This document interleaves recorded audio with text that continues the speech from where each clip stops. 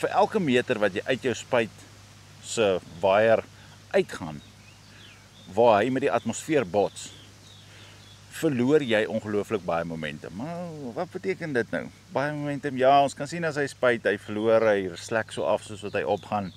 Ja, maar hy kom seker eventueel daar uit. Kom ons kyk. So, die navorsing gedoen deur die brand, sê, as jy met 30 meter per sekonde begin uit die spuit uit, dan op 1 meter staan jy op 18 meter per sekonde. Op 2 meter staan jy op 10 meter per sekonde. Op 3 meter staan jy op 6, op 4 meter staan jy op 4. Jy sien nou waar toe gaan ons, nee.